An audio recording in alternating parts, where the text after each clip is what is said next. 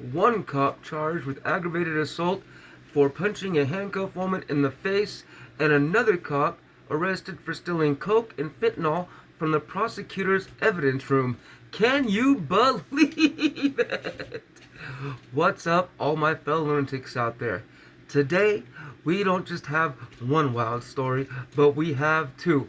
And we're bringing you to New Jersey to report them. Two New Jersey officers, two different crimes. And with that being said, let's get into it. If you don't know me, hit that like and subscribe button. Get to know me. If this video goes past 10 minutes and you're on TikTok, jump over to YouTube. Don't miss the entire video. Now, let's get into these stories, shall we? The first one is a New Jersey state trooper. And this report, well, if it'll load here.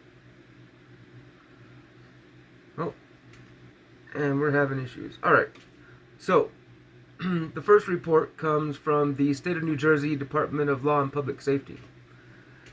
And this is the first wild one on the list.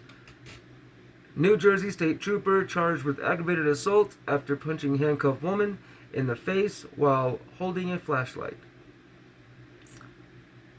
Trenton Attorney General Matthew J. Platkin, that's Trenton, the area, and then it's dash. Attorney General Matthew J. Platkin and the Office of Public Integrity and Accountability announced that a trooper with the New Jersey State Police has been charged after, as alleged, he punched a woman in the face while holding a flashlight in his hand. The victim was handcuffed in the back seat of a police vehicle while she was awaiting a medical evaluation. Nicholas J. Hogan, 28, of Gibson, New Jersey, was charged by complaint summons on November 15, 2023, with one count of aggravated assault causing significant bodily injury, a third-degree felony, after striking the victim in September 2022 in Upper Deerfield Township in Cumberland County, while he and other troopers were waiting for emergency medical personnel to arrive to evaluate the victim. The charges arise from an investigation by OAPIA's Corruption Bureau. The incident occurred on September 7, 2022, after New Jersey State Police troopers responded to a report of a trespasser at an Upper Deerfield Township residence around 1:30 a.m. On the way to home, a pair of New Jersey State Police troopers encountered and identified the victim as the individual who had been described by the caller, and she appeared to be inebriated, walking in the middle of the road. After the victim was stopped, troopers determined she needed a medical evaluation, and then a beating apparently. And they called for medical personnel as additional troopers, including Trooper Hogan, arrived. So he wasn't even the first one on the scene. He just was apparently the one that was most pissed off on the scene. According to the OPAIA's investigation, the victim became increasingly distraught that she was being detained, and she began weeping. The victim repeatedly protested her detainment and attempted to walk away, resulting in troopers handcuffing and placing her in one of the troop cars, where she asked multiple times for a tissue but was never given one. The victim was detained but not under arrest. Prior to being placed in the vehicle, the victim was spitting on the ground, apparently because she had been upset and crying, and body-worn camera footage shows fluid and mucus on her face and falling from her mouth. At one point, while in the back of the police vehicle, the victim spat in the direction of a trooper standing near the open rear passenger door. Trooper Hogan was standing on the other side of the car, so she didn't even spit in his direction. She spit in a different trooper's direction, and that just pissed him off. He was standing on the other side of the car, outside the rear driver's side. He opened the door and warned the victim, "If you effing spit on a trooper," as the victim turned toward him and spat again, this time in his direction. Okay, she did spit in his direction. Trooper Hogan then punched the victim in the face while holding a flashlight in his hand. He had to see where he was swinging at. At the time, the victim's hands were in handcuffs behind her back, and she was secured in the vehicle's back seat. I mean, Jesus Christ. Quote, "The vast majority of New Jersey's law enforcement officers exhibit professionalism and extraordinary restraint in the course of their duties and while dealing with trying circumstances." Oh, I'm sure they do, as we'll see in the next report, where the trooper was stealing, drugs from the prosecutor's evidence room. But we'll get to that one in a second. Said Attorney General Platkin. He didn't say all that. Quote, "We will not allow situations like this one, in which, as alleged, force was used disproportionately and without justification against a vulnerable civilian in police restraints, to damage the reputation of our hardworking and admirable law enforcement community." Yeah, they sound real hardworking and admirable.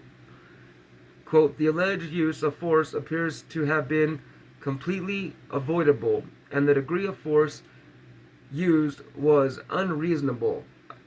No shit, was it? Said Thomas Eicher, executive director of OPIA. "We cannot have police officers assaulting people in distress while they are restrained and posing no threat." Oh, she was threatened. She was spitting at him. What do you mean, no threat? I'm just kidding. This guy's a piece of work. Don't get me wrong. "It is uncalled for, unhelpful, improper, and unlawful."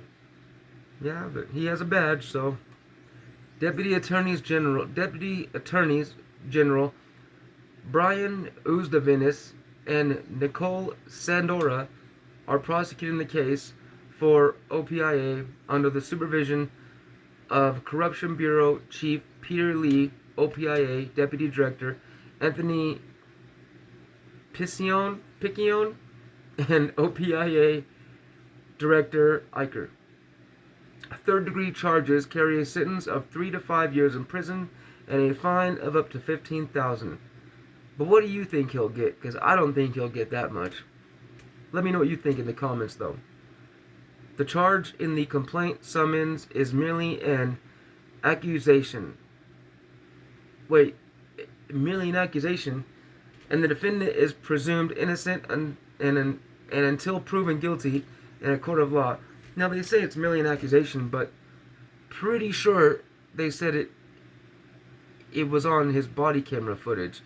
So, I mean, at that point, it's not just hearsay. I mean, that's the one thing good about body cameras these days, is they capture everything. But unfortunately, you still got cops walking around like they don't have a camera on their, strapped to their chest. But thank God they do, because not only do we get to see the entertainment, we get to watch them go down for it, which is such a blessing these days. Because, I grew up in a time where they didn't have to wear cameras, and shit was bad. So kudos to law enforcement, or at least to the government, for putting cameras on these MFers' chests, right?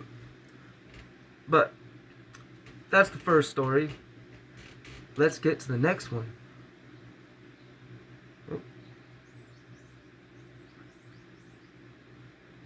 And this report comes from the New York Post. New Jersey police lieutenant arrested for stealing cocaine and fentanyl from evidence room. Brazen disregard of the law.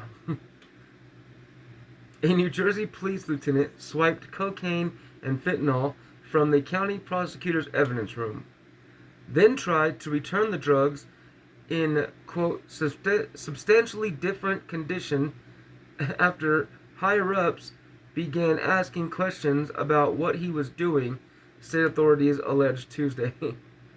Jesus Christ. Hey, what are you doing in there? Nothing at all. Like, why is this bag substantially smaller than it was 10 minutes ago, sir? Kevin T. Matthew, 47, of Cedar Grove, also allegedly made a, quote, series of cash deposits, unquote, at several banks on different days to avoid the financial institution's federal requirement to report transactions of more than 10,000, the New Jersey Attorney General's office said in a statement. Oh, he wasn't necessarily stealing drugs. He just didn't want to have to write such a big report for, having over $10,000 worth of drugs that he had busted someone for. He was trying to minimize his report, not minimize the amount of drugs in the bag. Okay, you guys, you got to get that right. He wasn't stealing drugs. He was just trying to be lazy and not do his complete job. That's all it was. Everybody has, days where we're tired and don't want to write big reports. So, we swipe a little cocaine and fentanyl, make a small statement, voila, job done. A good job at that. I mean, these are cops. They can't do any wrong. 2 razor blades were found in the office at Bergen County Prosecutor's Office and later tested positive for cocaine, state prosecutors alleged. I mean, okay, so, maybe he was extra tired, need a little pick-me-up, and Folgers in his cup wasn't quite doing it. Although authorities didn't say exactly what they thought the cop was doing with the drugs, they wrote in the criminal complaint that his actions were, quote, taken with the purpose to benefit himself by personal use, personal financial profit, or concealing his misconduct. I would say all three. Quote, as alleged, the defendant's conduct constitutes a shocking and brazen disregard of the law by a high-ranking officer who was sworn to uphold the law, unquote, New Jersey Attorney General Matthew Platkin said in a statement. The Attorney General's probe into the veteran cop was first revealed by the Post last month. Matthew was arrested Tuesday, according to the complaint, and charged by the AG with a litany of offenses, including second-degree official misconduct, tampering with public records, structuring financial transactions, drug possession, and paraphernalia possession. Damn. I mean, did they drug test him? Wouldn't he be charged with, being under the influence while on duty? I mean, it shouldn't that be a charge for a police officer? I think so. But, again, that's just my opinion. Let me know what you think in the comments. Like I said, 2 wild stories, 2 wild cops. I had to tell them both. I hope you all appreciated it. And, yeah, until the next time, stay wild.